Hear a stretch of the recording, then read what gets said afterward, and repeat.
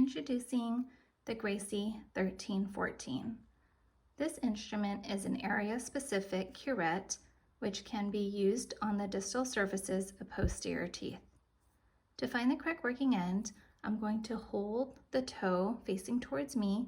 The face is parallel to the ground, and I'm going to look and see which cutting edge is slanting more towards the ground.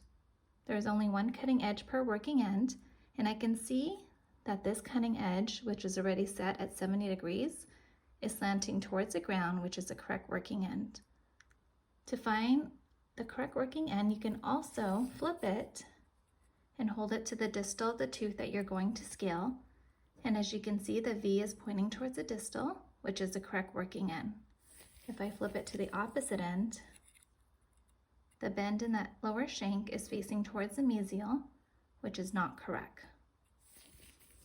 Now I'm going to demonstrate on tooth numbers 3 and 4. I'm using a palm up extraoral fulcrum on the mandibular arch. I have a modified pen grasp and good ergonomics. I'm going to close the face to the tooth. I'm going to insert my toe third subgingivally. Once I insert subgingivally, I'm going to roll onto my toe third and open my shank so that it's parallel to the tooth surface. Once I engage my toe third, I'm going to use a pull activation, and I'm using short, controlled, overlapping, working strokes, making my way towards that distal and or proximal, going 51%, which is a little bit more than halfway into that distal.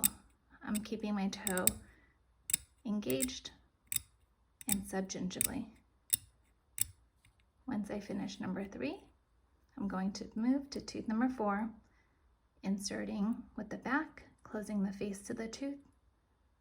Once I insert, I'm going to open so that my shank is parallel to the distal surface of the tooth, engaging my toe third, which is 1 to 2 millimeters of that working end, and I'm using short, controlled, overlapping, vertical strokes, keeping my terminal shank parallel to the distal surface.